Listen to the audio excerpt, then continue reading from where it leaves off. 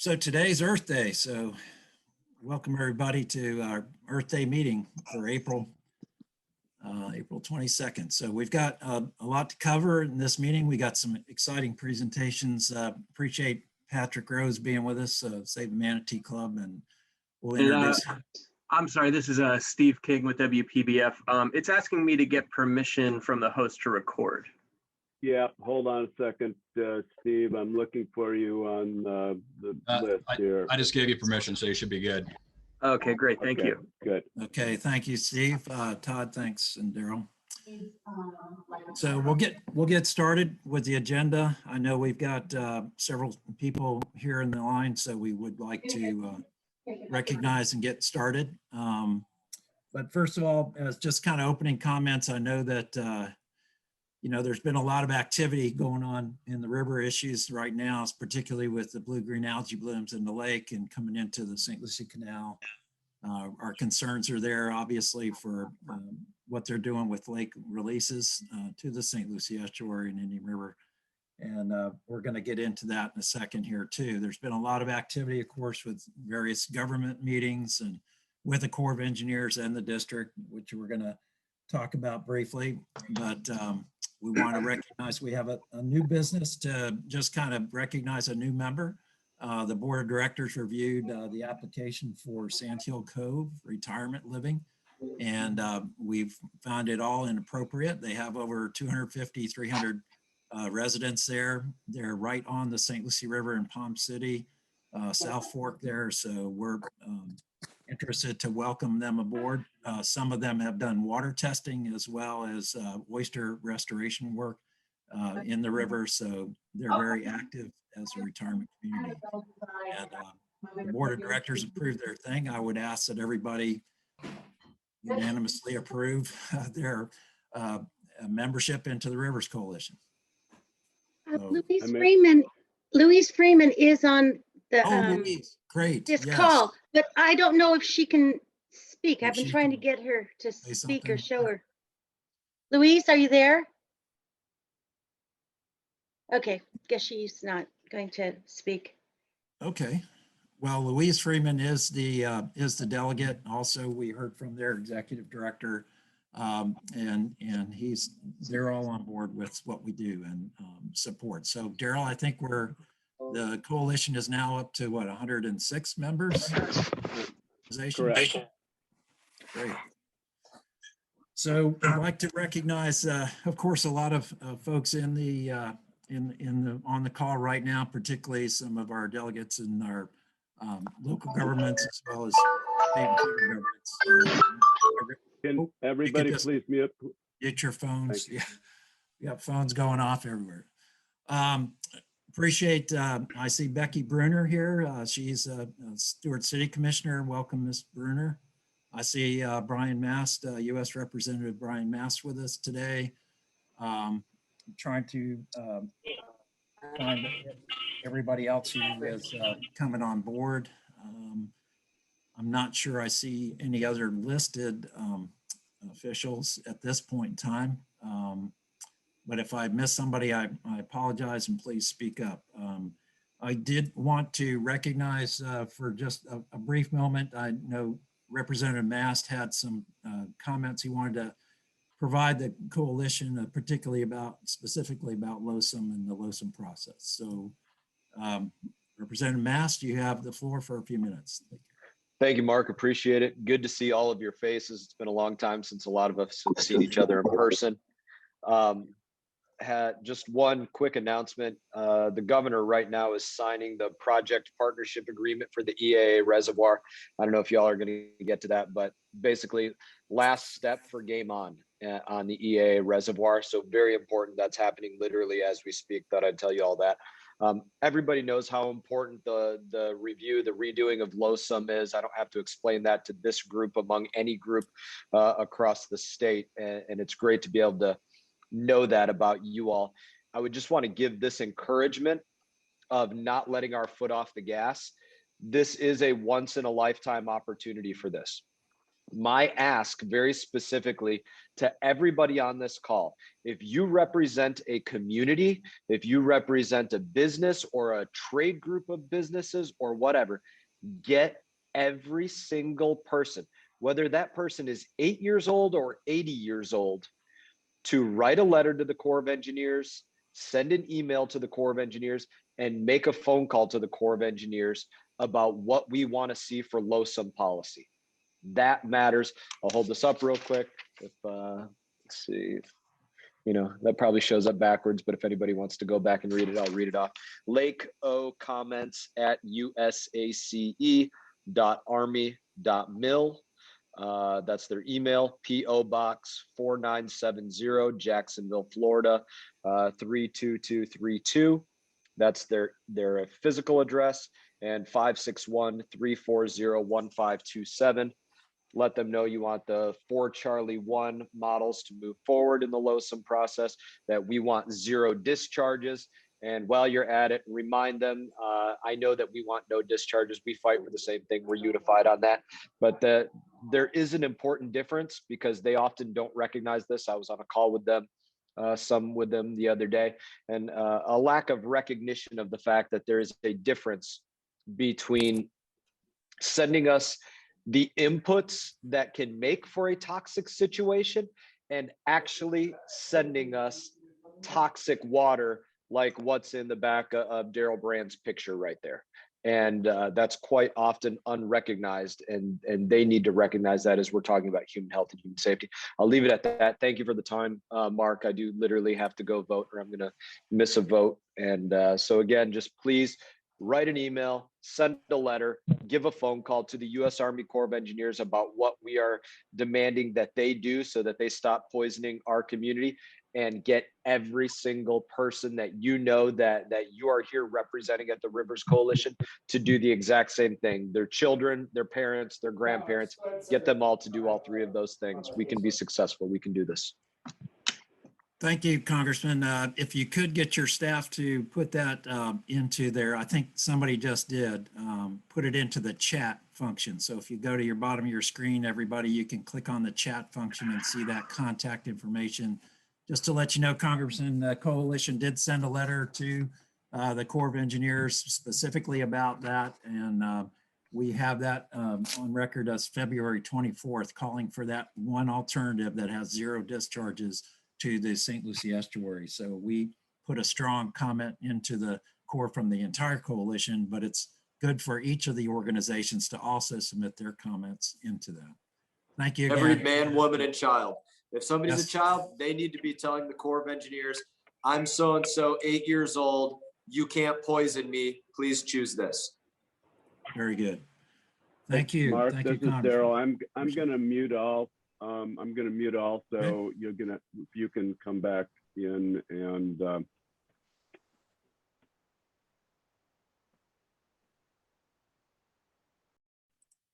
Okay, Daryl, let's move on to the next item on the agenda is our presentation. Save the Manatee. I'm going to turn it over to Jim Moyer. You want to introduce our program today, and Speaker Patrick Rose. Sure. I'm honored to be able to welcome Pat Rose to give a presentation today to the Rivers Coalition. He's been a champion of our gray friends, the manatees, for a long time. Worked as a lobbyist up in Tallahassee, and then has become the executive director of SaveTheManatees.org, a really terrific group of folks that have been trying to save our friendliest herbivore on the lagoon. They've worked at, from speed zones to children's books. They've really done amazing work to protect this gentle giant, and I welcome Pat Rose to our presentation. Thank you very much, Pat, for agreeing to spend a busy Earth Day with us. Thank you. Now that I turned my mic on, is this a good time to share the screen so we can show some slides? you have permission. Right. I think hopefully I'll do this right. Let me get to,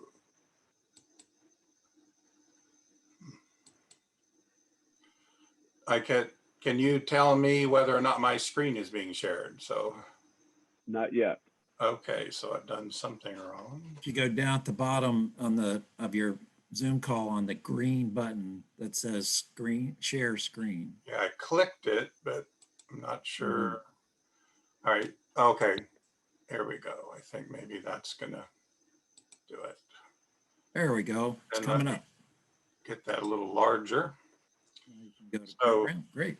Okay, good. Thank Well, you. I am going to apologize because I won't go through every slide in here in detail, but I wanted to include some of them. So and I'll click on them and make them available, but it's probably more information than we want to get to today, but I decided to leave them in. And, so some of this will start with an understanding of how seriously we took the fact that the Fish and Wildlife Service prematurely downlisted manatees in 2017. There was more than enough scientific information to predict the predicament that we're in right now. And warnings were given to them repeatedly, along with the scientific justifications for it. Even the peer review scientists that they sent out for formal peer review none of those agreed with the downlisting, also believed it was scientifically and biologically unjustified. I want to take you a little bit through brief history. My work with manatees actually started as an aquatic biologist going back into the really 1969 area into the 70s. And some of the first opportunities we had to work and trying to understand how to track and follow manatees, we worked with the Merritt Island National Wildlife Refuge. And this is an old slide probably from, I'm going to guess, 1977, where at that point in time, we're still trying to figure out how to attach transmitters to manatees. And this is one of those failed attempts, but I just kind of like the photo, so I threw it in. But literally there was a transmitter sutured to the top of the manatee's head. And so something we abandoned a long time ago. Now they're fitted with belts around their peduncle area, the narrow part just before the flattened tail, and with a actual extension on that allows the transmitters to float. We came a long ways. Just kind of talking about some of the history.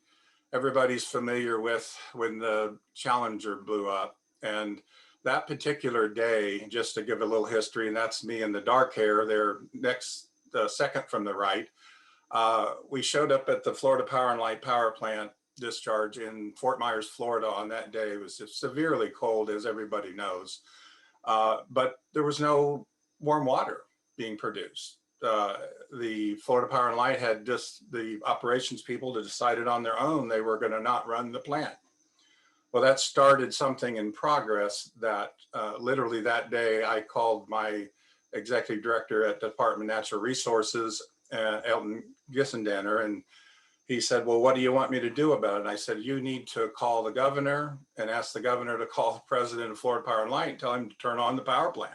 And it wasn't quite that simple, but literally hundreds of manatees would have died had that not been accomplished. It was accomplished, and I put it in here because it's what really got us to the point where we then required the development of manatee protection plans for every power plant, every artificial discharge. And it's important to realize that about 60% of the manatees in Florida depend on artificial warm water.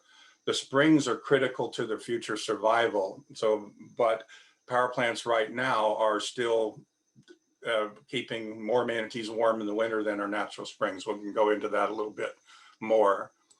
The other thing I want to point out is I'm going to leave hopefully plenty of time at the end for questions and answers. And that's when we'll really get into what's going on today and where we need to go and what we need to do. But just a little more background in general. We certainly have learned a tremendous amount about manatees. And when I first started working in the late 60s, there were probably in the neighborhood of 800 to 1,200 manatees. So yes, we've come a long ways. We've learned a lot. We did a lot of positive things that really made a difference. And the population today is arguably somewhere between 7,000 and 10,000. I think it's on that lower side of that, honestly, with all of the mortality that we've experienced. Those were just a couple of slides that I like, so I put them in. These were aerial shots from a manatee mating group. And so when manatees reproduce, basically there's the one female, and see if I can, you can see my cursor, that's the female right here. And all the rest of those are males, and they essentially compete to be the first one to mate. And then she may also actually mate with more than one of the males, but they don't, manatees really aren't aggressive, and they're not even able to be aggressive, but they can compete, and they want to be that first one to, of course, father an offspring. I was going to, ran out of time. I was going to include a number of photos of emaciated manatees, because we have literally hundreds and hundreds of them now, something we hoped we'd never experience with what's going on in the Indian River Lagoon. And I'll get back to that. But this shows you sort of a really large female that's fully pregnant. When I took this photo at Blue Spring, I could actually see the fetus kicking, moving around inside, and seeing, much like if you had a relative or and the baby kicks for a human baby, same thing happens with manatees as well. And they can literally reach over 3,500 pounds, but an average manatee is about 1,000 to 1,200 pounds. So, and about 10 feet. They have been known to reach up to 13 feet, but that's pretty extraordinary. They'll produce one calf about every 3 to 5 years. Each individual female comes into estrus on her own cycle. There's a few more manatees born in the spring. They're going to be about 3 feet long and probably around 70 pounds when they are born, and they'll stay with their mother from 1 to 2 years. I'm going to go through kind of that information fairly quickly.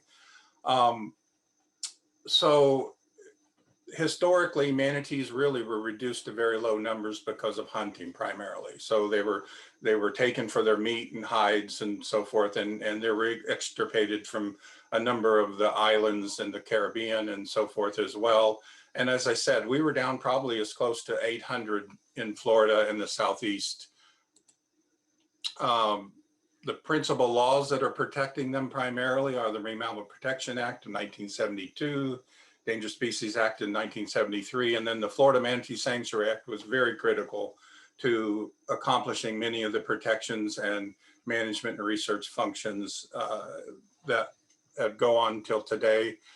Those laws, as you know, have had to be defended rigorously for all kinds of attacks, and even more so in the last 4 years. This is just to illustrate.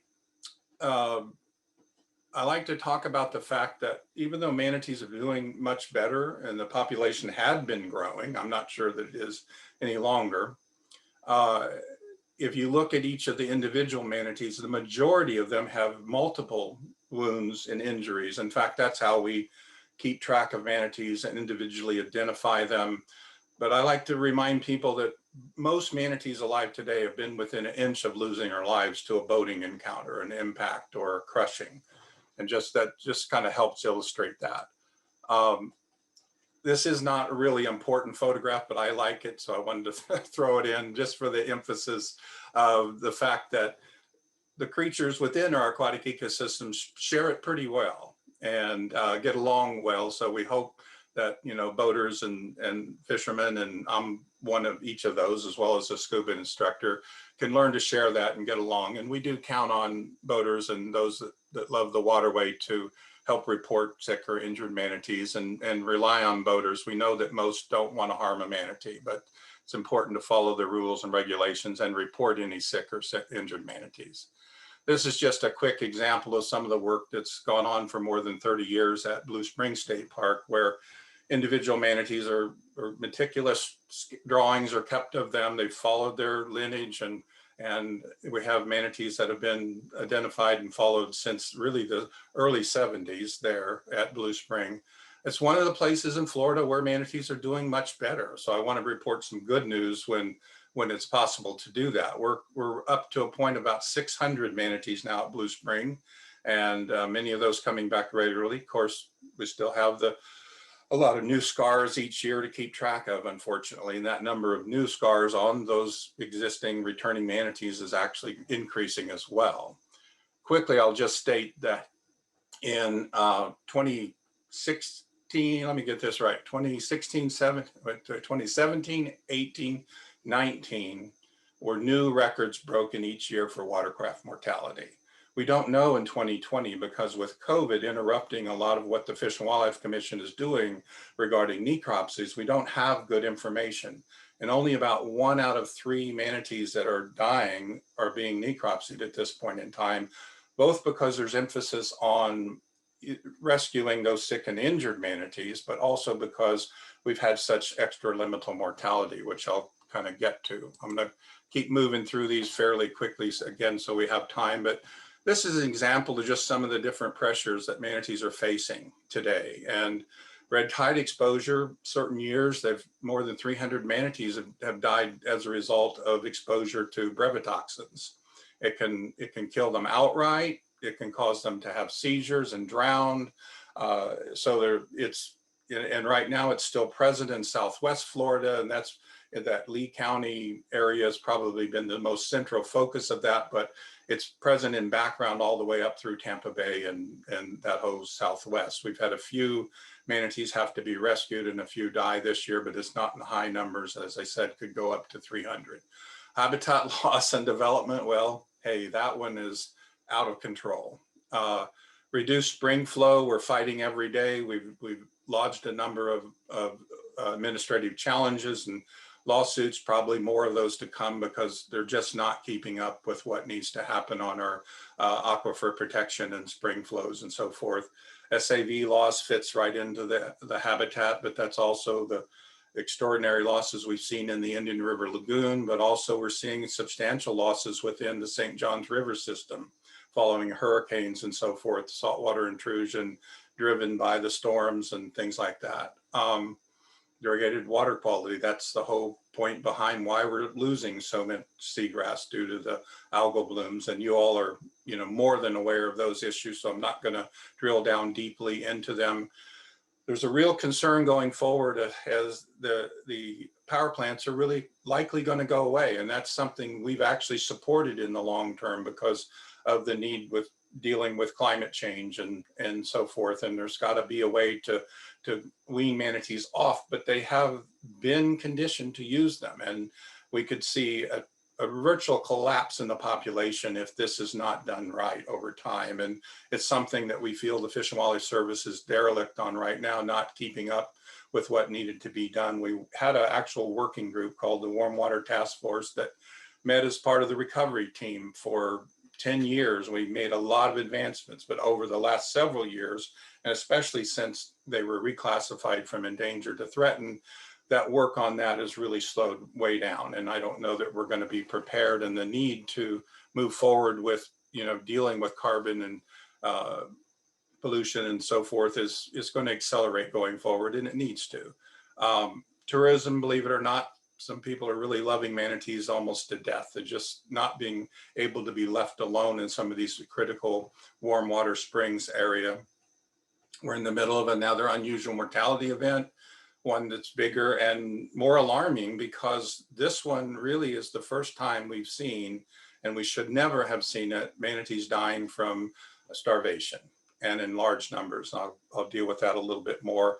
And then just also the loss of access and mortality that comes from being crushed in locks and gates. I'm gonna probably have talked enough. I'm gonna probably go on through a few slides and somebody keep track. And if Jim, if you let me know if we're running to a point, I want to leave at least 10 minutes for question and answer if we can. So some of these I'll have here just so they're there. If someone's recording, they want to read them again, but I'll probably go through fairly quickly. Obviously, food resources, loss of in critical areas, clearly the Brevard County and the IRL, but really, as you know, other places, Florida Bay, Charlotte Harbor, Sarasota, there are signs that we're having difficulty in many systems. And despite the really great recovery that occurred in Tampa Bay going back to the 70s with controlling the wastewater and so forth and improvements from severe losses, there's some initial indications that they better be careful there or we could return to some problems even in Tampa Bay.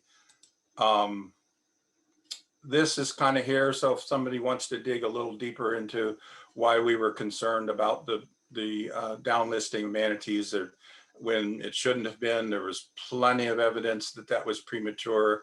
Really, that effort was driven from our perspective by the Pacific Legal Foundation, challenging the Fish and Wildlife Service to downlist manatees. And we believe they just gave much too much credit to that organization that has really never been about protecting our aquatic resources or our fish and wildlife. These are, again, issues you're probably already pretty well aware of. Let me just see if I want to touch on any more, but this is the power plant issue, which I've talked about already, the accessibility to the springs, because as those power plants go away, manatees are really going to be mostly dependent on our natural springs. And right now they're still in trouble. There's still too much water being withdrawn from the aquifer. And of course, hurricanes create, as I mentioned before, situations where even our native vegetation, submerged aquatic vegetation and freshwater can be lost by that salt water being driven into those systems. And you know all about too much freshwater into an estuarine system from Lake Okeechobee. So again, I won't kind of get into those levels of details. I'm going to move through these and kind of get on to make sure we leave enough time. So this is kind of a summary. Again, manatees were, we believe, very much, prematurely downlisted. There were growing risks and threats after a long period of recovery, which we certainly admit was happening, and we were a major part of that. But we have, in fact, wrote this several years ago during the 2016 time period, but we are approaching those tipping points. And I think the Indian River Lagoon itself passed those tipping points without question. The question is, we know it's going to take a long time to recover the kinds of losses that have occurred. And I just want to throw out there that looking into this a little more in detail of the most recent information that's not necessarily publicly available yet, although on the right-hand side, you'll see the reports that essentially 58% of seagrass area has been lost. Of course, it's also pointed out that some of those are down to 1 or 2% coverage. So it's much, much worse than that. If you look at it collectively, what seagrass is available as a resource for fish or manatees or other those inhabitants of the aquatic ecosystem, more than 90% of the seagrasses have been lost in the Indian River Lagoon. And that's something that I don't see any indications other than around the inlets and so forth that we're going to have immediate prospects for recovery. And again, we can leave time for discussion, but I just kind of wanted to throw it out there that I think it's even much worse than what is being indicated by the present available public information. These are just things you already have seen probably, but just examples of how the progression of seagrass occurred both in the northern Indian River Lagoon, primarily including Mosquito Lagoon, which actually Mosquito Lagoon was a late comer to the losses and sort of, I think, allowed things to go a little further, get a little worse than people really realized what was happening. And now that, of course, went from really lush seagrass beds, but unfortunately they were not in a secure substrate.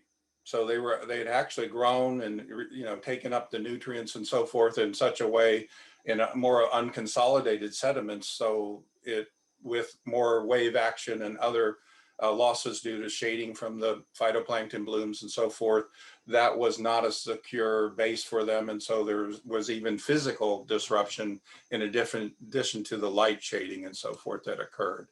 Again, just to kind of illustrate the problem. This one I thought you might appreciate. This is from a report from the Fish and Wildlife Commission where on the left, it shows essentially those areas that manatees depended upon in terms of the manatees that were fitted with transmitters and followed their GPS locations, showed you those important areas for them where they spent time. And if you look at this report date, it's of course even gotten worse since now. Most of those seagrasses are gone. So the reasons why those manatees were spending that amount of time there really don't exist anymore. This is just bringing us up to date within the last week. We know there's more than this, but so far in 2021, 674 manatees have been confirmed to have died. We know it's actually higher than that. Just wanted to illustrate, this is about 7 years of information. So if you run down from the 674 on the right, those were how many manatees were confirmed dead in each of those other years over the 6 preceding years. We're running more than 3 times the rate of what we would have had on average for the number of manatees that have died during that time period. And as I said, about 1 in 3 are getting necropsied. So this is going to put us in a real tough spot when it comes to really truly understanding what's going on and also being able to justify things going forward for our rules and protections and so forth too, because we depend so much on the information gleaned from that. And I want to just give a quick, sort of shout out to the Manatee Rescue and Rehabilitation Partnership, which we're a founding member, along with the Fish and Wildlife Commission, Fish and Wildlife Service, the zoos and aquariums like Zoo Tampa, Jacksonville Zoo, and Miami's Aquarium, SeaWorld of Florida. They're all part of that. But there have already been 70, besides all of the deaths, there have been more than 70 manatees rescued this year already, and they're nearly at capacity. And there's a lot more that needs to happen in terms of making sure that those manatees that are sick and injured are rescued.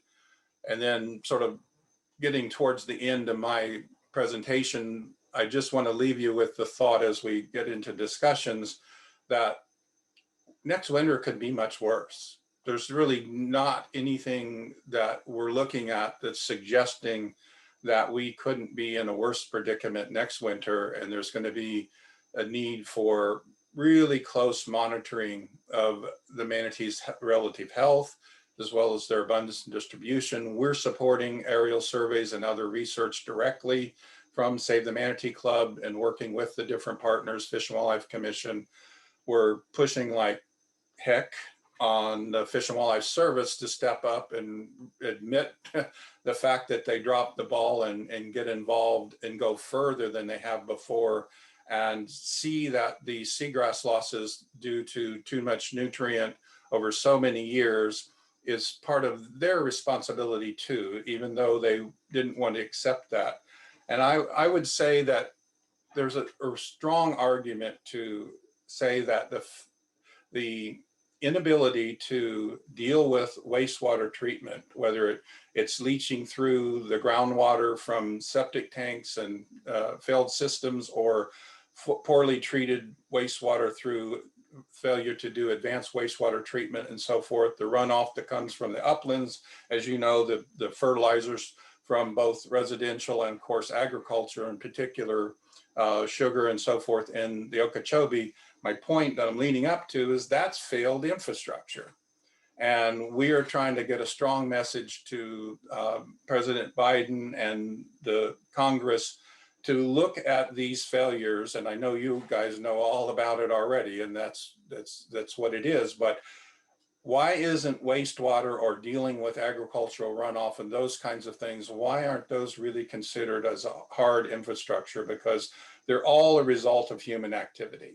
They're all a result, it's as important as a bridge or a highway or anything else when it comes to that. And hopefully I'm preaching to the choir there too, but I think that argument needs to be made wide and strong right now, because it's going to take hundreds of millions at a minimum to begin to address the kinds of cumulative failures that have existed to allow these kinds of situations to occur. So with that, I think hopefully I've left a little time for questions, and appreciate being here. All right. 2 ways we can do that. We could kind of ask some questions to get started, and if you have a question you want to type in the chat, we can also maybe have that on record too to talk about. Patrick, just kind of alarming to us, of course, is the loss of seagrass. And we're going to talk about that in more detail in future. And Todd Thurlow and others, we've really looked at documenting the loss of seagrass here in the southern Indian River Lagoon. Absolutely. Do you have the data, like FWC had that data you showed up near Titusville? Do they have that information down in this end of the lagoon as well? Yes. I don't know if I have that right handy, but they do have it. I know there are also, we've been supporting some restoration work that they're looking at around the inlets is about the only areas right now that probably makes practical sense at the moment, but much more of those sort of restoration efforts are going to be important going forward. But of course, you've got to control the continued, input of nutrients. Again, that's something where you're hyper sensitive to, because it's a very different set of circumstances in the way you receive, the polluted waters through the St. Lucie Canal system versus what the northern Indian River Lagoon is experiencing. But the results are often the very same thing. And the other part of it that's being studied right now and kind of teased out are also the roles of macroalgae. And that's a pretty complex dynamic where too much macroalgae proliferation can be a bad thing, but it can also be a good thing. And so that's a part that needs to be understood as to how species like Caulerpa can actually begin to stabilize the subsoils and so forth, and can be a precursor to the restoration of seagrasses. There are a whole host of things being considered as the way out of this, but they're all going to take time and money to do it. And of course, when you have, again, I've stayed away from more of your issue coming from Lake O, because it's a really hard problem to fix, but kind of what needs to do, you've got to get the political buy-in to make it happen. Whereas there's still a lot of unknowns in the northern Indian River Lagoon. We know that too much nitrogen and phosphorus are coming in, and they're coming in from these sources, but there's also a lot of legacy nutrients that are in the system as well. And even restoration projects to dredge out the muck and those kinds of things, if they're not done right, they can actually make the situation worse. So what I wanted to just emphasize in that respect, monitoring of water quality has got to go along with each and every project that's even designated as a restoration project. And we've had battles in the past in other places like Kings Bay and Crystal River, where attempts to restore that system were actually making it worse and setting it up for major algal blooms. We had to actually sue to stop the work, but we worked with the folks there. We got them to change their methods. We got them to add, go to a completely different way of removing muck, and then monitoring all of that progress. And it's actually been quite successful. So, a good point. Jim, you have any other questions or thoughts? I was gonna ask, what efforts are being made to have warm water areas with forage material for the manatees in the interim, because clearly for the manatees to survive this seagrass crisis, they're going to need some help. Well, it's a great point. And so one of the other things we're doing, pushing really hard on the Fish and Wildlife Service, is to finish the contingency planning. It was started. And so while we were probably the primary organization saying don't feed manatees this late winter, as it was leading into spring, and the manatees were needing to be able to leave the power plant area and redistribute to where there was food available for them. My slide about could be worse next winter. We're saying they need to be prepared to actually rescue hundreds of manatees if need be, and even have on the table, as much as we don't want to see it happen, the ability to feed them if that's what it comes down to. And have places, of course, if you're going to have large scale rescues, you've got to have a place to put them, take care of them, and so forth. So we hope that can be avoided, but there has to be a plan for that, in our opinion, that includes that. But in the meantime, they've got to be monitoring to such a level with more radio transmitters, manatees captured, health assessments done, fitted with those transmitters, keep track of them, see where they're going. And know where we are so we're not caught off guard. it's not an excuse, but it is something that happened. COVID got in the way in many different ways because there was scheduled research to be done where more manatees were supposed to have been captured and health assessments done and fitted with the transmitters, but didn't happen. So a lot of this, it got so bad with the malnutrition and literally leading to there's been almost 300 manatees die just in Brevard County alone. I meant to relate that too, because of that being where that's the largest single aggregation of manatees anywhere within the West Indian manatees range entirely, is right there at that Titusville power plant. And so there is no present solution to the question you just asked, other than to work out these contingencies and know everything that we can know about how the manatees are doing leading up to that, so it can be addressed. But it could literally be worse. And I'm expecting more than 1,000 manatees will die this year. I hope that I'm wrong, but that's never happened before. So. We had a question in the chat about could you speak to the effects of glyphosate on the manatees and how it's felt it's getting into their bodies? So as to the fact that it's there, it absolutely is there.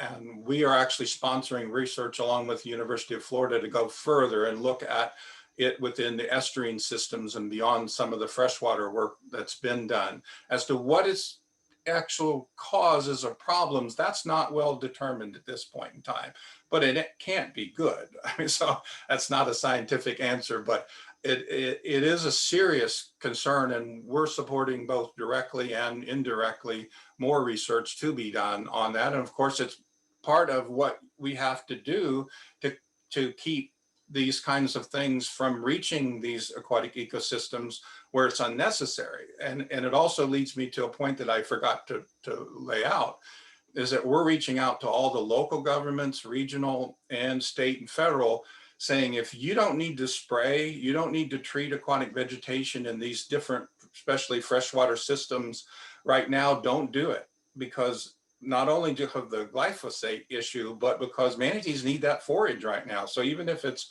water hyacinth or hydrilla, they would normally be sprayed. We're asking them to put a pause on that, so that let the manatees eat it, and they'll do it for free and they won't pollute the environment. That's what we ought to send some letter to those agencies to curtail that. That's a good point. I think that there was other questions about the dependence on kind of the power plants as well. But I also noticed on the statistics when you brought up that 600 plus that are a remarkable number compared to other years in the past, about 96 of those were called natural causes or natural. Does that include starvation, or if they're emaciated and they died of starvation, is that under that category of natural cause? We're talking, and all those are preliminary numbers, but we're talking with the commission about that right now, because they would be listed as natural. And then understand, at best, we're getting 1 out of 3. It might be close to 1 out of 4. We're actually getting a full necropsy where we really have a good understanding. They are also waiting on those that they did do necropsies on tissue analysis and other follow-up, and again, those preliminary, but it's an excellent question. Even red tide ends up falling into a natural cause. Well, yeah, it naturally occurs, but it's affected. It's more, in my opinion, more virulent and persists longer because of localized pollution. So again, even on those number of natural causes, and even cold stress can end up being the natural cause. But those animals die from cold stress because of man's interactions and man's, making the situation more difficult for them, because there's an element of it. And so it ends up, the other point that I might say that I didn't is that manatees can live over 60 years if they were allowed to live out their normal life cycle, but they actually are dying somewhere between 7 and 14 years old on average. So many are older than that. I don't mean to say that there aren't quite old manatees. We still have them that we've again tracked since the late 60s and early 70s, but on average, they're dying much younger than they're able to live their normal lifespan.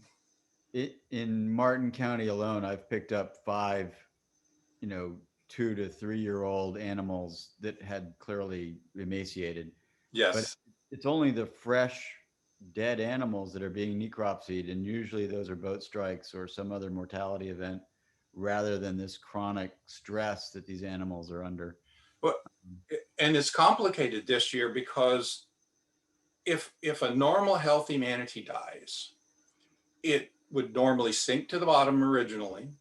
It would then float to the top pretty soon, depending on the water temperature, much faster in the summer than in the winter, but it would come up, it would then literally be belly up, that like the old expression.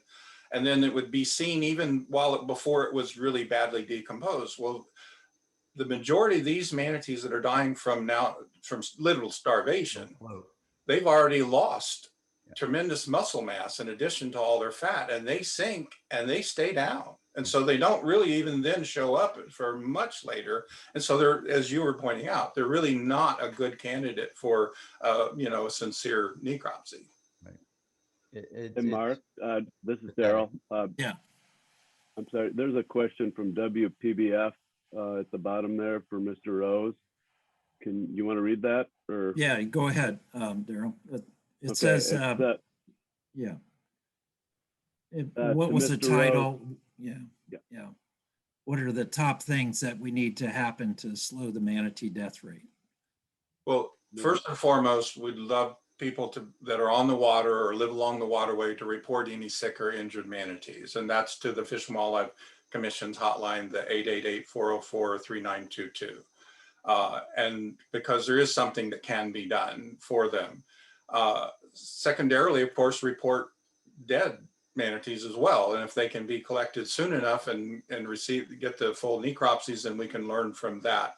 Obviously, I hope is that if there are speed zone regulations, boaters should apply, comply with those speed zones as well. And then, of course, write to or call their legislators as well as their congressional representatives and let them know that both aquatic ecosystems and manatees, which are sort of the sentinel of the problem, need their help right now. We can't keep developing in Florida unsustainably. It's leading to these kinds of these tipping points, and it's going to get much worse. And there are many other systems in Florida, which I touched on, as you're aware, beyond the Indian River Lagoon, that are already seeing these early signs of problems, and signs that we saw in the Indian River Lagoon have led to reaching this tipping point. So this is an ideal time, both legislatively and congressionally, to make their voices heard. And stay in the channel. Absolutely, in deeper water. And if we had seagrasses in the Indian River Lagoon, much don't operate over those seagrass beds. I mean, seagrass scarring in those places where they still exist is still a significant risk to manatees, as well as destroying the seagrass itself from those disruptions. We did have several, as Jim mentioned, several local reports as well. So I just put on the chat function, the FWC Wildlife Alert Hotline that you mentioned. So our members can kind of look into that. And if you are observing anything on the water, please call that number and report it immediately. They'll respond to that. So there are some other questions, Patrick, that are in the chat function. And if you wouldn't mind, or if you wanted to respond to them through the chat function, please feel free to do so. Also, I think Patrick's willing to leave his presentation as recorded on our website for the Rivers Coalition and his contact information. So if you have any other further questions or information, we sure appreciate it. So again, thank you so much for your presentation today and for being with us today and helping us to understand the plight of our manatees in this connection to the seagrass area. Well, you're welcome, and thank you for the good work that you all are doing, and we would love to stay more in touch on it and continue to work, as partners. Great. Thank you, Patrick. Thank you. Thank you. Thank you. All right. Well, we're going to go into our agenda on government and agency progress kind of reports, starting with Martin County, then City of Stewart, and the Water Management District. So Martin County, I see Diane Hughes is here, and John Mayle and others. So anyone. Greetings. And also, I think we have a Commissioner Stacy Hetherington. I see her name on. Welcome. Yes. Go ahead, Diane or John. Greetings. It's Diane Hughes. I did want to let you know before I start to give my presentation that our conservation land staff and my division are, I believe, are working with FWC and I thought with your group, Mark, FOS, on a seagrass planting strategy. So we are working to do some of that in the St. Lucie River and estuary. Great. So we're working on it. We're trying to get there. We know we've lost some seagrass. Now let's talk about Lake Okeechobee. Luckily, the discharges stopped on April 10th to the St. Lucie estuary to help lower the lake. They stopped. But then on April 12th, I saw a live Facebook feed from our Indian River keeper, Mr. Connor, that there was a big bloom on the lake and it looked pretty bad. So I believe some of the early sampling tests during that time frame, there was toxins, but they were under 1. I think they were 0.39 or something like that. This past Monday, a sample taken on the lake side at the S308 structure, there, the bloom was still observed. The toxin levels were 120. That's 15 times higher than the EPA recommended 8 milligrams per liter. That protects public health. So thank goodness they're not discharging to us right now. They were going to be doing a sediment study where they were going to open up the locks and see how sediment moves around this week, but luckily that study got shut down this week as well. As for the Indian River Lagoon at Jensen Beach, all the salinities look fairly well. Jensen Beach is about 32. The middle estuary is 23, and our North Fork and South Fork of the St. Lucie River are between 18 and 19 levels. So, and we don't have any anecdotal reports of anything going bad or anyone seeing any algae anywhere in the estuary or river right now. I've been checking the S80 structure. I haven't seen anything there. I don't know if our Indian River keeper has. And Shepherd's Park, our Katie Bose, who goes out and does phytoplankton monitoring, has not seen any algae at Shepherd's Park either. So we're okay for now. Okay, great. All right, thank you, Diane. City of Stewart, I think Ben Hogarth, you're on, Ben?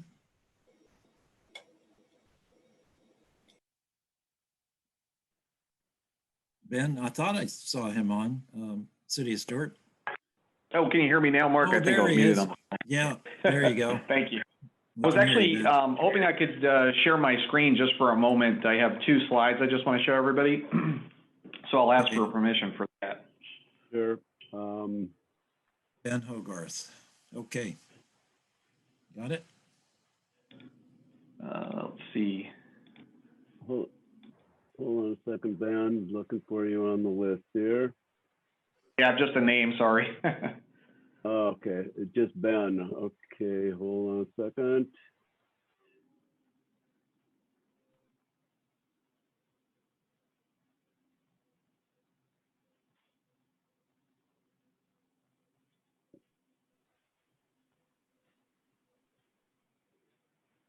Got it. Hold on, Ben. You should be ready to go. Okay, Ben, there you go. Okay, perfect. And I think this is good. Yeah. Can everybody see that? Yeah. Okay, so I wanted to just show this slide really quick, just so everybody was aware of where we are in the LOSUM process.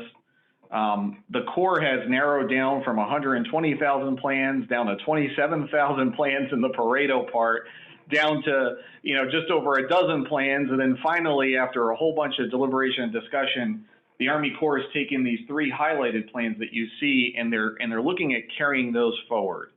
Now, the plan that we supported is Plan C, right above D. And the only thing you really need to look at is, for us, is the metric on the far right, which is the St. Lucie estuary. We're trying to get this number as close to 0 as possible. So not to say that 0 here is going to equate to 0 impact on the, there's still other discharges that we could get or other impacts to the river, but as close to zero here as possible means S308 regulatory flows. So as you can see, Plan D is 58, Plan G is 75, that's thousands of acre feet, and Plan C was all the way down to 11. Now the Army Corps, the reason they're not carrying C forward exactly is because this plan didn't perform as well as they would have liked for water supply and lake ecology. But what we're trying to work with the Corps on, and what we need your help on, and everybody's help on, is to tell them how important getting this number as close to zero is. So right now, our best bet is Plan D. But as you can see, kind of like Congressman Mass said earlier, there's a categorization. It's a model index figure. Both Plan D and Plan G, that's Delta and Gulf, are 4C1 or 4 Charlie 1 categories. That's good for us. That's what we want. It's just, we're not, this isn't ideal. We want these numbers, and it would be either the 58 here or the 75 here. We want those numbers to be as close to zero as possible. So keep that in mind, and Plan A is way out of where we're looking for. That's at 187. And remember, the existing right now is 220, and the future without, that'd be the future with no changes, is actually going to be worse. So we're trying to get that number as close to zero as possible. The good news is right here, concepts moving forward. This is the last slide. This was what we talked about on Friday, the second of two basically all-day workshops that we had last week with the Corps. And look at the first three items right here. These are concepts that they're asking the communities, the stakeholders, members of our project delivery team, the PDT, all to give them feedback as to what to move forward with. And the first three kind of items have to do with us, with the East Coast. And I think the Army Corps recognizes the inequities we've suffered. I think the Army Corps realizes how important it is to perhaps start with these frameworks. But when you do what, sorry, there's a train coming, but what you do, what Brian Mast was referring to, and send in letters and emails and everything else, look at this slide. You want to say, hey, Army Corps, we like Plan D the best, but we can do better than that, kind of like the City of Stewart, Martin County has said, and the Rivers Coalition collectively has said, we can do better. Start with Plan D perhaps, but then improve those S308 metrics by making these a priority, 1 through 3 here. Increasing flows south with an emphasis on dry season flows, reducing flows to the St. Lucie estuary through the S308, and reducing high and low flow events to both the estuaries. If they have those components as their primary framework for the rest of the plan, we'll be in a lot better shape. And so that's what we're really asking for you. And I didn't want to get into the technical details. I felt like this could just be a good frame of reference and understanding both where we are in the LOSUM process. We're getting really to the climax here, the most important part, and in how you all can help to convey that message of what's going to help us and what's going to really help this process for in perpetuity for a long time. So anyway, I won't take up any more time. I hope that kind of gives a visual perspective on what we're doing. And it's really good, because that first graph, when it came up, it was like, oh my gosh, he's going to go through the whole thing. But you really pointed out those key elements. I'd ask you to share those 2 slides with Barbara so she can put that onto our website. So thank you for putting that information up there, but we'll put that on the website at Rivers Coalition so people can refer back to it, and we'll move on from there. Water Management District, I know that probably Jackie Thurlow-Lippisch is out at the presentation of the project partnership agreement signing with the governor and all that out at STA 5A. I believe it's out west of town, west of us here. So unfortunately, she's not with us, but many of us have attended the Water District meeting, which was back in on April 8th. And on April 8th, they had, of course, their standard presentations about the water issues and how much little from the lake has gone south, but how much has gone south during the water year from the EAA basin runoff. And many of us concerned about that said, you know, that's why we need to send more lake water to the south, to the Everglades and Florida Bay, rather than just all basin runoff through our STAs. So all of us were speaking up about that. There were two basic discussion items on their April 8th governing board meeting of the district. One had to do with obviously the PPA agreement for the EA base storage reservoir. That was brought up by Jennifer Reynolds and discussed. The district already has a partnership agreement on the credit side of things. So as you know, that back in May last year actually is when the district started to work on the STA portion of the EA storage reservoir project. But this public partnership project partnership agreement that's being done today is actually going to really dovetail the 50-50 partnership amongst both of them. The other presentation was by LOSUM and Walter Wilcox. He's the staff there at the district really did a real detailed, much more detailed, lots of charts and figures about all the different alternatives being considered at LOSUM. If anything, those of us who attend the LOSUM meetings have to really stay focused and diligent on sorting through those charts and graphs and all those tables that Ben had just presented, and really kind of hashing out what are these balanced arrays or these alternatives that the Corps is going to come up with. Because coming up this next month in May is going to be a real critical time when the Corps is going to start to lay out and present this. But again, it's all moving forward to adopting a new Lake Okeechobee regulation schedule for 2022. So that's the kind of end date to adopt it. But between now and then, and particularly this next month or so, is that timing when we need to weigh in about what we feel is the best for the LOSUM going forward. So we'll kind of end that on the district. If anything else anybody got on the district meetings, we can go with that. Are there other state or federal agencies present? I don't know if anybody from the Corps is on, Corps of Engineers and or the FWC or FDEP.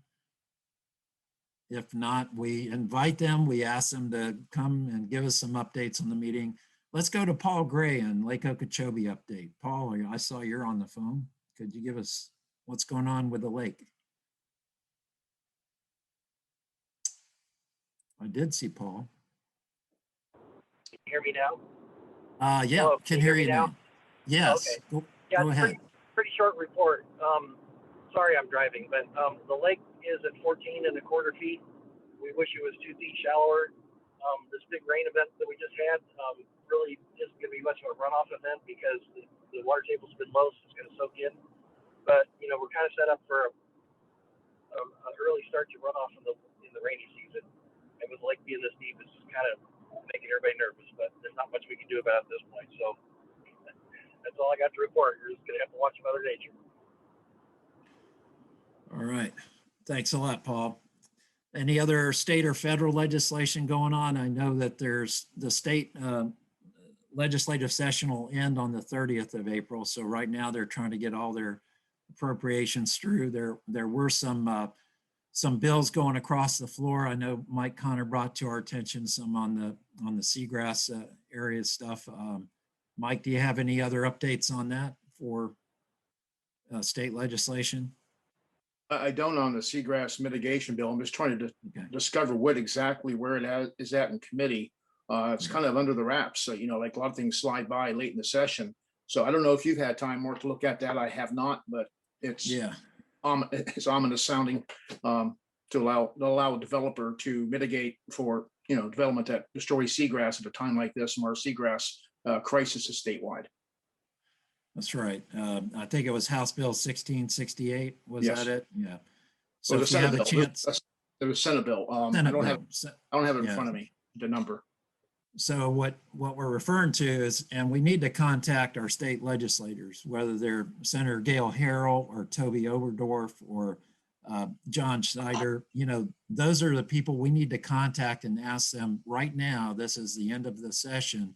what's going on at the end of the session, what bills are coming to the floor of either the House or the Senate in order to get voted on that are critical to our environment, particularly our waterways and the river issues. So I encourage everybody to contact your representatives. I see Dolores Johnson on the phone. Thank you for your service, Dolores, for many years as our state representative as well from St. Lucie County area. So moving on to our coalition reports, we have on the agenda, we've got Nick Mader and Todd Weissing on the River Kids and Speakers Bureau. Nick, I think I saw you on the call. Yeah. There you are.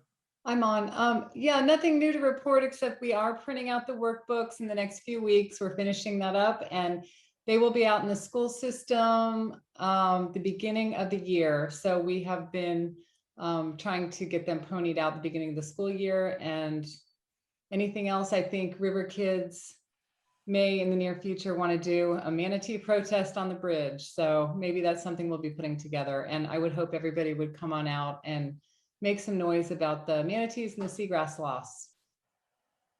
Excellent. Yeah, excellent. Great. I think Barbara was going to speak for Todd Weissing. Yeah. Yes. Okay. Here it is. This is from Todd. After what seemed to be forever, the Speakers Bureau is back meeting with the public.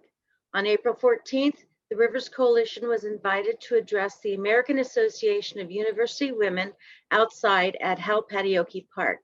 We are in the process of scheduling our next speaking event, tentatively scheduled for May 6th. The Speakers Bureau delivers the Rivers Coalition message to the public that does not attend our meetings. This is a critical time for the population to be informed and engaged as the U.S. Army Corps of Engineers is in the final stages of selecting a new operating schedule. To schedule a speaker, click on the request speaker icon at the Rivers Coalition website. That's great. All right, so that would be good. We'll kind of go from there. As far as local issues and stuff, Daryl, did you allow me to share screen? I think I can. Yes, you can. Go ahead. Here's our kind of weekly water quality map. We have over 40 volunteer water testers.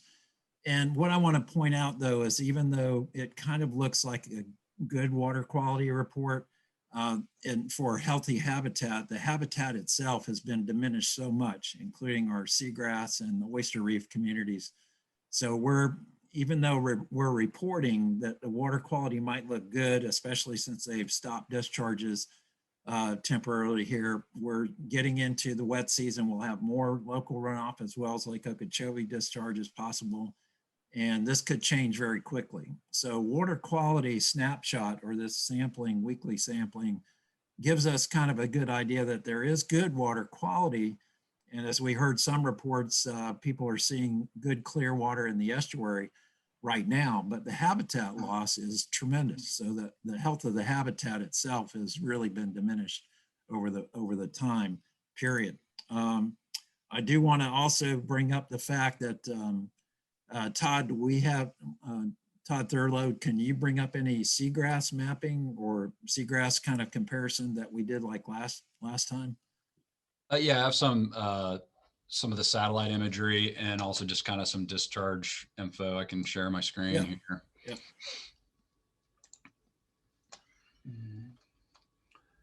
So I think everyone can see that. Like has been said, the lake's at 14.23. There's no flows going right now. If someone's with the South Florida Water Management District, I think this gate right here that's at 3 is stuck. Someone it's not open. If you look at the gates, they appear to be closed. So someone needs to kick that sensor and get it back down to 0. The discharges that we had recently have stopped, as has been said, back on April 10th. But after that, we got some local rain, and so then they opened up the S80, and so we've been getting what's considered local basin runoff.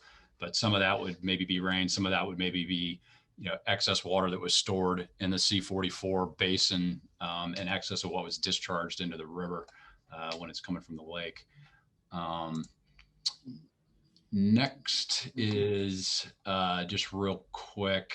And also just Patrick, on your presentation, I just wanted to mention that that made me, think of my readings of the 1880s of the fishermen that would come down and write their stories about coming down the Indian River, and how there's an 1890 book where there's an entire chapter that's called, quote, Home of the Manatee, and is the description of the St. Lucie River, because it was just absolutely full of manatees, because it was full of manatee grass.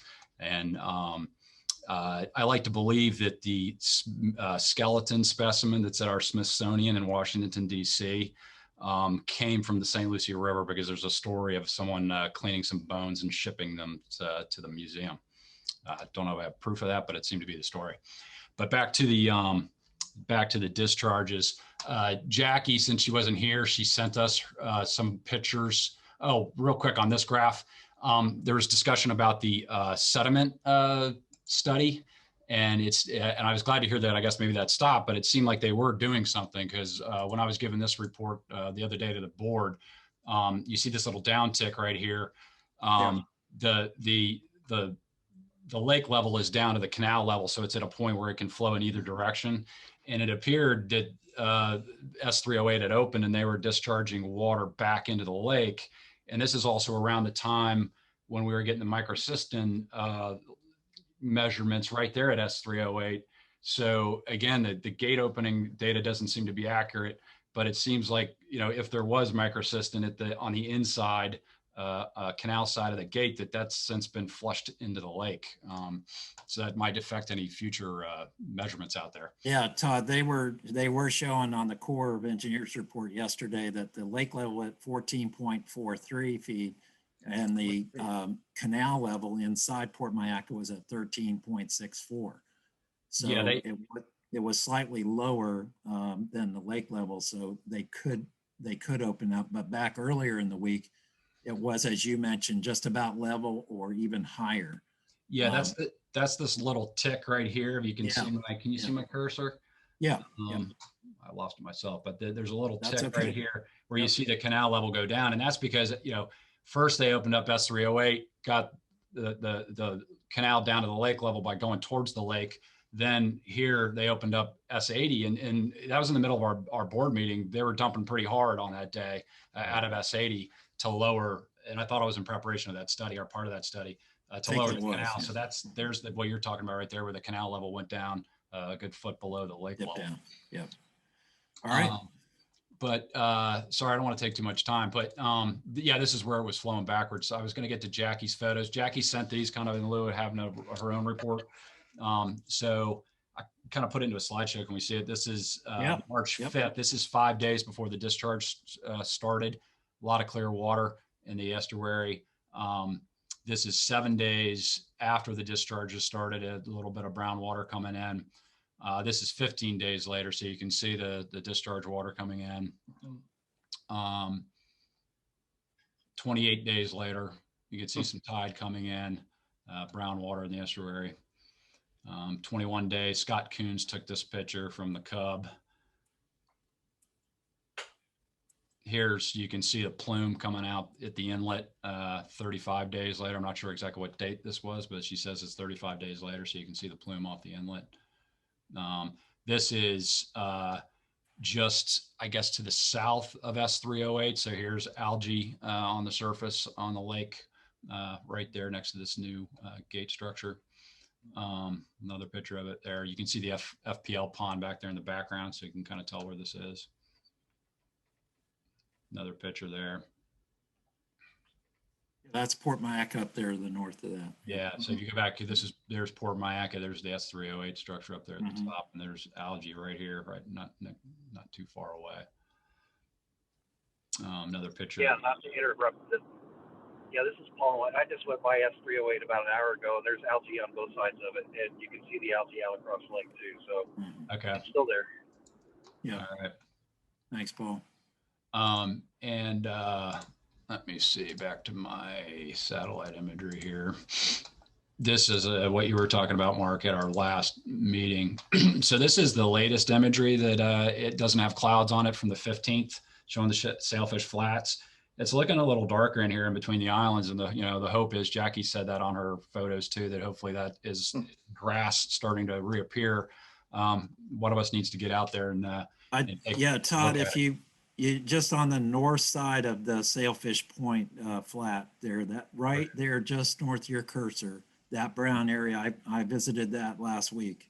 Yeah. And that is just starting with halophila and some shoal grass, some halidule. So it's a very, very small, but it is starting and it's mixed in with some other floating algae, but there's a lot there of is drift some algae on But on this Go ahead. area. But this is the 2007 image. So this shows you what it looks like in 2007, and you come to the 15th, and you can see the major difference there.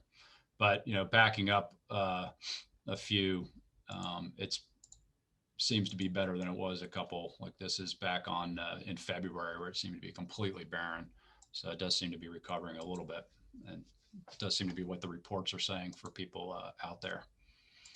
Do you have that 2010 image or the images from way back? 2010 or way back, yeah, when it was really. Yeah, well, that's what I was showing there for a second. This is 2007. So that's what it looked like in 2007. Yeah, it's really nice and dense then. That was the peak. That's 2016.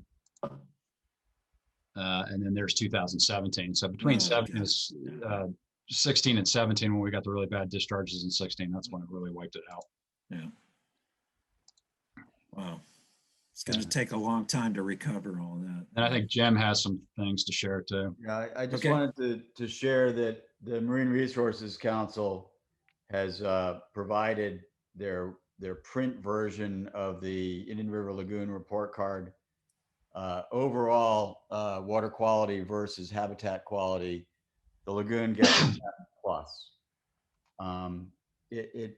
Overall, the lagoon is failing, and the measures that were implemented to improve water quality have not improved habitat, and we're really in a crisis. I don't know how to say that more clearly, but the lack of monitoring in the tributaries, the lack of monitoring of the habitat as it relates to water quality, and probably the parameters of the water quality assessment are all failing to improve the habitat condition. And I think that we're seeing a tropic shift in the ecology of the estuaries, and it may be irreversible. And so, what happens to the manatee may happen to us. It really is that critical. I wish I had a bright and shiny face to put on Earth Day for this, but this is where we really need to dig deeper and figure out more than just fixing the flow. We've got to change the way we do urban runoff. We got to change the way we do wastewater treatment, and it's going to be expensive. And we need to make that a top priority, or it's too late for Florida. Yeah, if we're going to be sustained. Well, thank you guys. Thanks very much, Todd and Jim and everybody. We'll go to Mike Connor. He's our Indian River keeper, and hear from Mike. Yeah, Mark, thanks. And Patrick Rose, great presentation. We got to team up on this problem. I don't imagine how you feel with your long decades of manatee advocacy. This last 2 weeks, I've been pretty much absorbed in Lake O. I've made 4 trips out there to do Facebook Lives to look at the water. About 2.5 weeks ago, I went out there, and I went out because I knew the Caloosahatchee side was getting pretty dense blooms and had a nice west wind for 3 days. And when you have a west wind and there's a bloom mid-lake, it's a setup for you to go out and look at it for yourself. So we did go out there and do some mapping, and Daryl's got some photographs, I believe. If you can share those real quickly. This was sent to me by a gentleman I actually saw out there practicing with his drone. Well, it turns out he has a pretty darn good drone, knows what he's doing. He sent this to me by email 2 days ago. He took this shot last Thursday. You can see for yourself inside the C-44 how much is coming through. Whether the gate's open or not, I look at the boats going through, and I look at that hold where the boats are, and it's just bright and green with the scum on top. The boat drags the water behind it. The boat comes in, the bloom is left in to that basin area. I call it a basin. You see it goes east of the bridge, and it's really significant. Next picture, Daryl. Oh, sorry. Yeah, this is 5 days ago. Gates were shut. dense, and I could look across the lake, and as far as my eye could see, it was algal bloom streaks coming in, and both north and south, I didn't see an end to it. So it's not just, you hear some folks saying, oh, it's just the stagnant water at the structure. That's not true. Okay, the whole lake, that side of the lake is lined with this stuff, and that's the inside of the gate. This is 4 days ago, and it doubled in density and size and brightness in a 3-day period and 2 trips I made out there. And on this day, I think the next slide may show you, the signs are there. I did talk to DEP, Martin County Department of Health 3 days ago, and I insisted that they put Spanish signs there, because most of the fishermen out there, quite a few are Mexican descent. Yeah. They have no idea they're fishing in this stuff. And I talked to a couple families, and they're just unbeknownst to them what this stuff is. And it's almost like they can't believe it. And here's the lake shore just north of the structure. And again, this is in the marsh grass. This goes on forever along that bank, probably past Pahokee, my guess, the aerials. And it's taking on that look right now of green paint. It was streaky out there about 15 days ago, 2 weeks ago. This last trip, it is just thick, like green paint, like it was in 2018, 16, and pick your year. This is a family that was fishing right in the bloom. And again, there's no real signage. Nick Clifton at the Department of Health was very helpful. And he said, yeah, we know where the locations are, where people do tend to fish. Their signs are there, but they're in areas where I've never seen a person with a line on the other against the shoreline near the dike. I got this from the bridge. I didn't want to invade into privacy, so I took this shot from the top of the overpass of this boy, 15-year-old boy, fishing his line right in the bloom. And that's disturbing to me.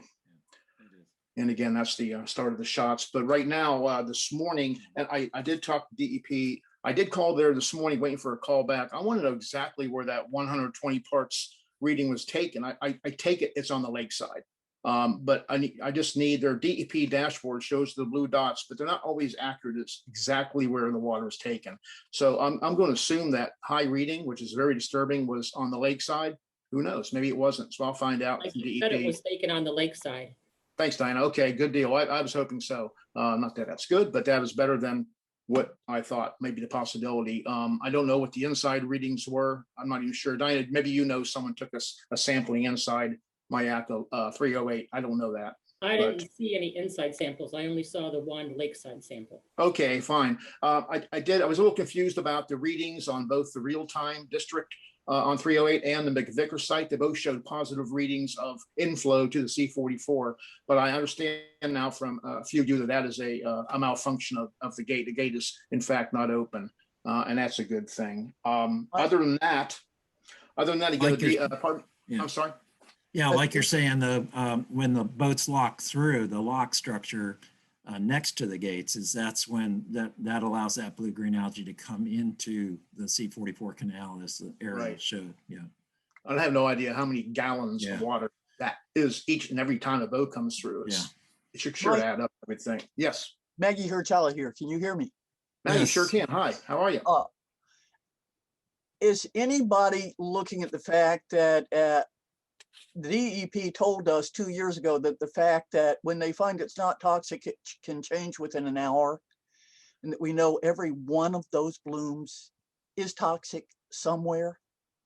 Yes, I find it very uncomfortable to have the DEP saying still that, oh, they found no toxicity or they found low toxicity. Yeah, just a little bit toxic. One test next to or in a bloom doesn't tell you, according to the DEP itself, what's happening underneath it, what's happening 5 feet away from it, what's happening an hour before or an hour afterwards. The very fact a bloom is there, we shouldn't be saying some of them are not showing high toxicity. The fact that I see what you're saying, Maggie, and they should, we should require DEP when they have a bloom to be taking more frequent samples and more often in the bloom and around. I'll send you all the letter that I got from DEP a year or so ago saying, yes, you're right. At any moment it's going to change. So announcing to people that we've done some testing and it's not being toxic now is not wise. I spoke to James Metcalf at the Brain Chemistry Labs out in Wyoming, Paul Cox's colleague, and yesterday he said the same thing to me. In a perfect world, they would be testing that kind of a bloom every day without fail. Then he went on to say the manpower is something we're going to have to really, fight them on that because they're strapped a little bit. I put a call in today to the actual the gentleman that does the field tests out there, and I'm waiting to hear back from him too. But I want him to explain to me how they're testing and ask them to test more often, because 2 weeks from now we could have a situation where we're going to get discharges if the rain comes. So we're fearful of this. I think a 120 reading makes this an urgent situation. So yeah. Oh yeah. So Mike, I think this is the reading you're talking about on their live website. It says Lakeside. It is okay. I did not. And then there's a comment in here, and they have the picture. They have pictures. Their picture. Yeah. That's what they were sampling right there on the lakeside of the gates. Okay, great. I didn't see the photo. But Maggie's point is that you can have a dip test happen, and 5 feet away from it, you can have toxic algae. Right. That's why we need to ask them to do more frequent sampling, especially if there's a bloom, observed. They ought to be doing more sampling more often and reporting on that, not just their, once in a while sampling. I would also suggest that you might talk to Jim Metcalf about it, but that it's not just they need to do more sampling. They need to tell the public anytime that algae is there. All blooms are likely dangerous. to be highly toxic.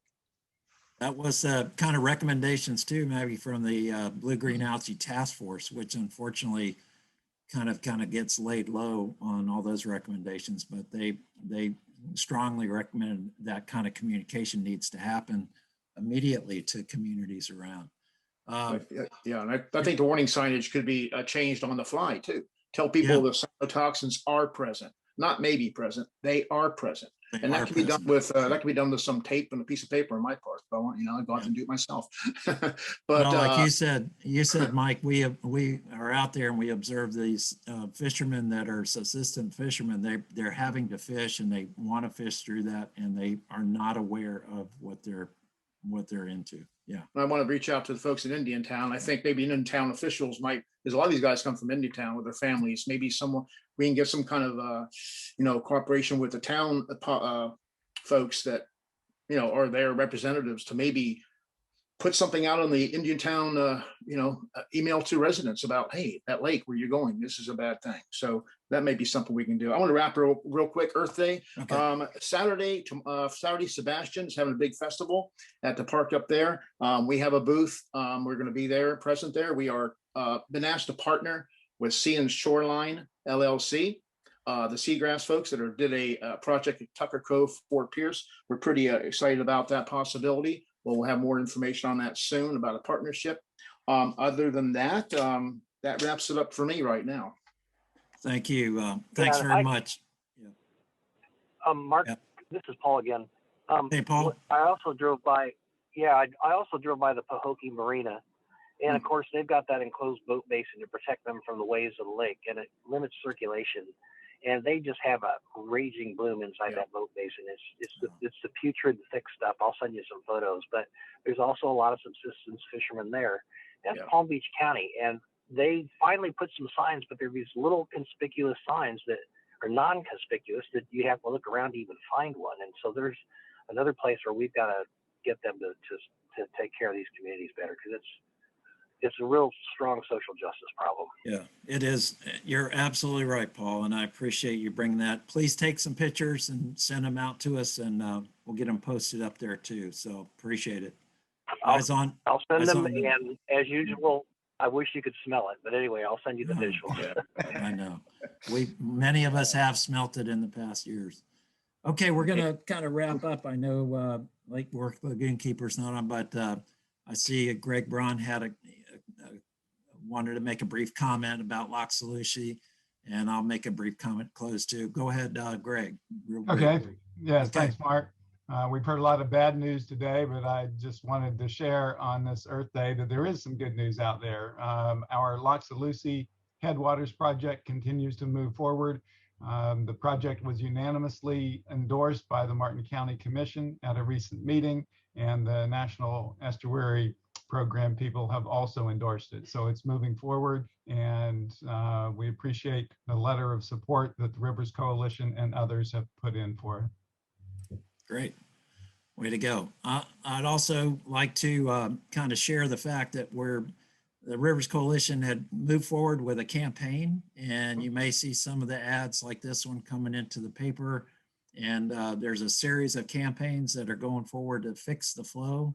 And this one is Stop the Discharges.